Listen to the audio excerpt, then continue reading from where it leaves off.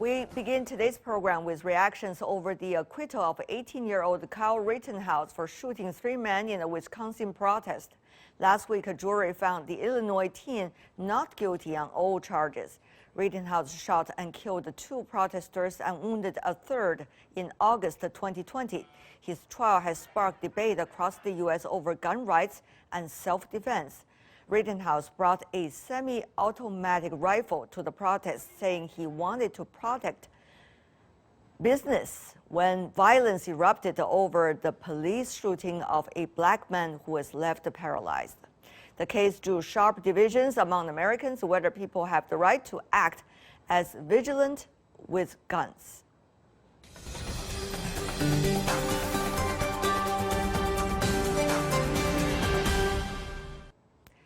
For more, we are joined by Professor Hagel, Timothy Hagel, Professor of Political Science with the University of Iowa. Professor, good to see you. We are also expecting another partner another panelist in the discussion, and we are still waiting for her right now. But let me go to you, Professor, first. Your quick reaction to the latest decision by the court. Well, it's the decision by the jury, and the jury basically looked at all of the evidence. The prosecution tried hard but didn't have a good case, and the defense was able to sow what's called reasonable doubt, which means that the jury thought that Rittenhouse did in fact act in self-defense, or at least there was reasonable doubt that he could have been charged with murder, and therefore they found him not guilty. How about your personal reaction to that? Well, one of the things that I thought, and I've seen a number of other attorneys talk about this too, is it seemed like the prosecution had an extremely weak case from the start. And prosecutors have the luxury usually of weeding out weak cases when they think that they're not going to win. But unfortunately, in a highly charged political environment like this, that the prosecutor probably had no choice but to bring those charges, and as a result ended up, as I said, with a weak case, and it was relatively easy for the defense to poke holes in it and sow that reasonable doubt to make the jury believe that Rittenhouse really wasn't guilty of first-degree murder and the other charges. It might be a weak case in terms of the charges. However, it started a huge discussion once again in the United States about gun rights and gun violence. Professor, you have students and you know how that is being discussed on campus as well. Tell me more about which stage are we in now about this discussion? Well, unfortunately, I think we're in a stage where nothing useful is being discussed. And that's partly as a result of several issues being conflated and being pushed together. And really, we need to some extent, separate them. Now, sometimes issues do go together under certain circumstances, but this seems to be a situation where people wanted to use this particular case talk about race rather than necessarily the question of gun rights, or the fact that under the current law in the state of Wisconsin that the young man was legally able to do what he did in terms of carrying a weapon and so forth. Now, of course, things escalated and people died as a result, and then we had the charges and so forth. But what's going on with the racial aspect and the protests is separate from the idea of just in general gun rights and so forth. And when you start pushing those issues together, it becomes even more confusing, and especially if you have a media that isn't really necessarily able or even perhaps willing to separate those issues and be able to talk about them in a reasonable way. Now, it's a discussion, especially on the gun rights issue. It's been a discussion that we've been having in this country for a long time. And it's unfortunate that when something happens, whether it's in favor of one side or in favor of the other side, that then all of a sudden it blows up and people really can't even talk about it because of the intensity of the particular situation. Professor Hagel, you said something very interesting. I think we might discover more about that, about the entangled issues together.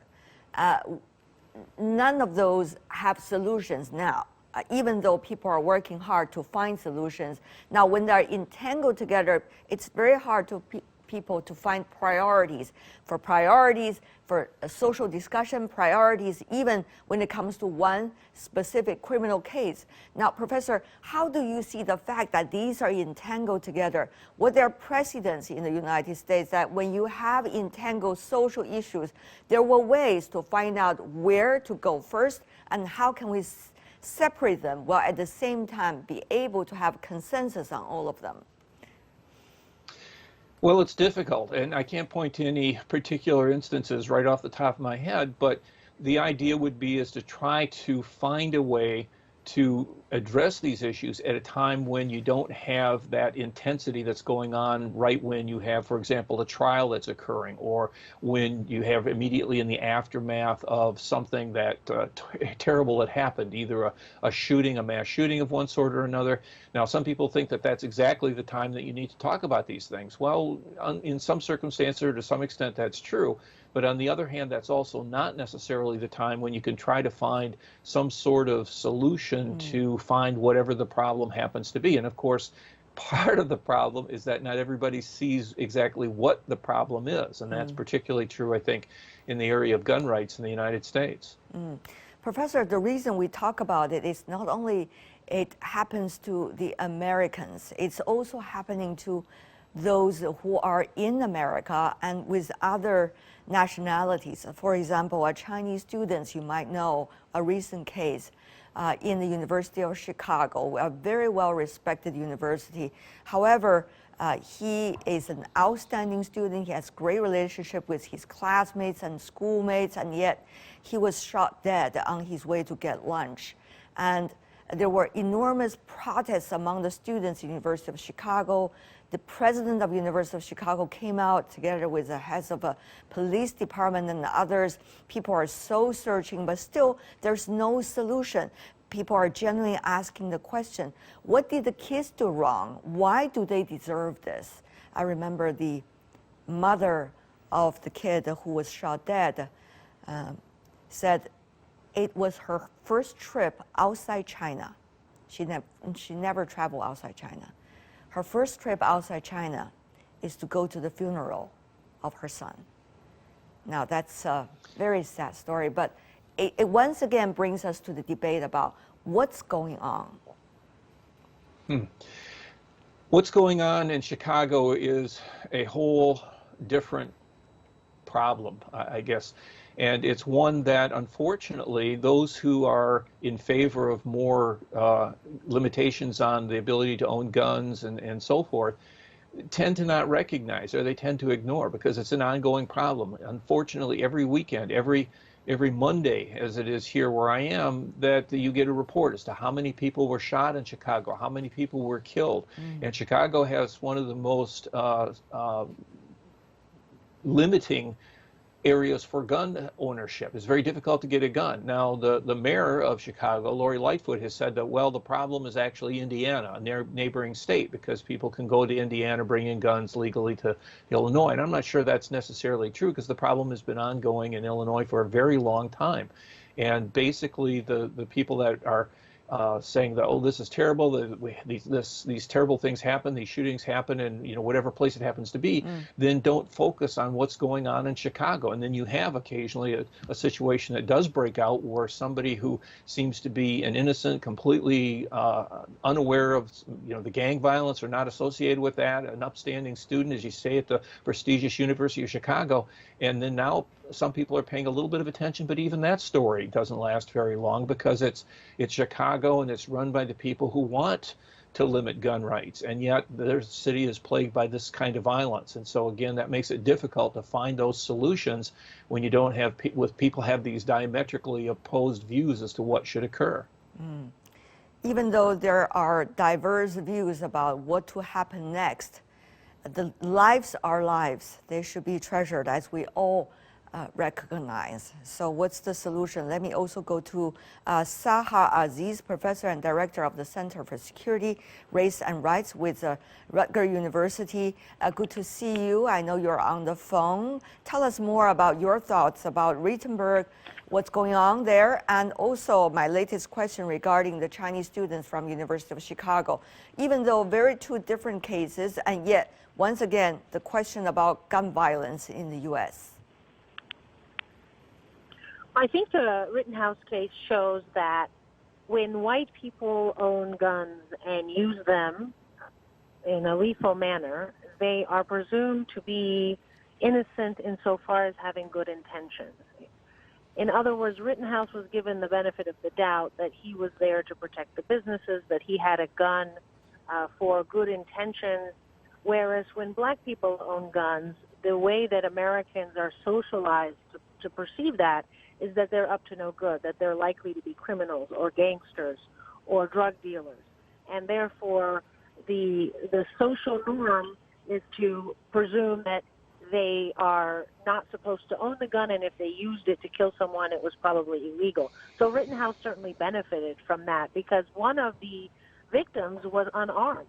And so he didn't even have a gun such that at least facially, there was no appearance of a reasonable expectation or reasonable fear of imminent lethal harm, which is when self-defense is justified. Okay. The second person who was shot, he was using a skateboard.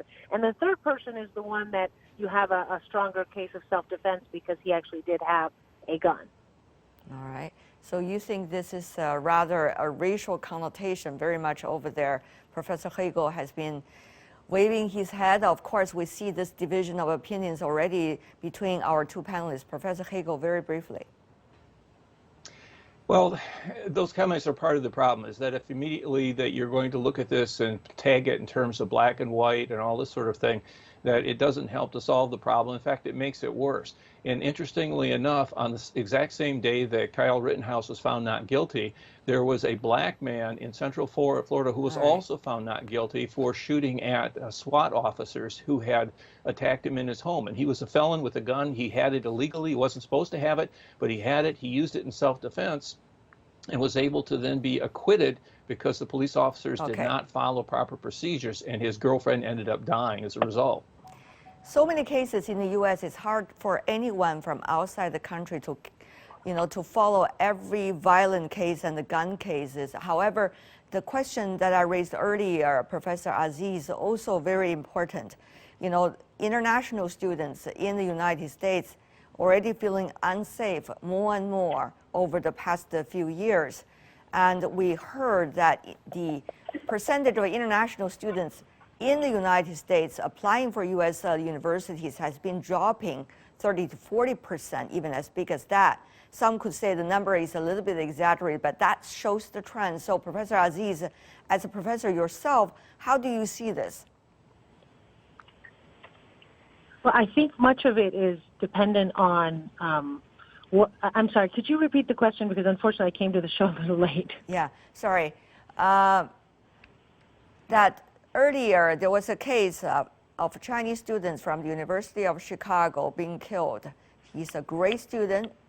And I asked Professor Hagel also about that because what his mom said at the funeral of this young man was extremely touching.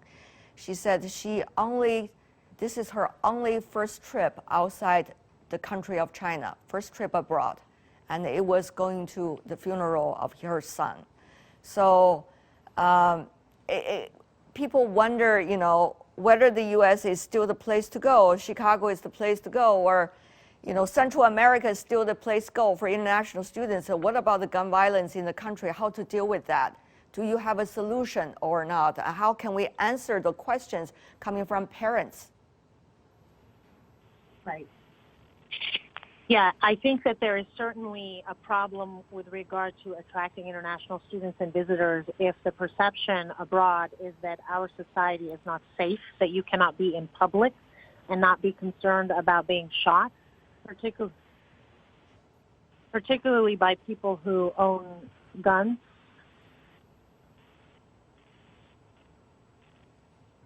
All right, it seems that we are losing the connection to Professor Aziz, who is on the phone. Before we go, Professor Hagel, so how do you see this debate in the U.S. go on? And when is debate going to be translated into actions?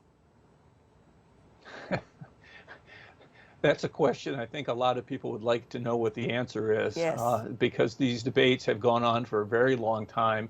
and seemingly without any solutions. And it's very difficult because the sides seem to be so polarized. And unfortunately, we are living in a time these days when every issue becomes immediately polarized, and it's hard to find any kind of common ground, whether you're talking about extremely serious things like the shootings that happen, or even more mundane things such as spending, which is also very important. But when you have that immediate polarization, finding solutions becomes that much more difficult. Timothy Hagel, thank you so much for joining us from the University of Iowa. Earlier, we also have on the phone Saha Aziz, professor from the Rutgers University. Thank you so much for both of you.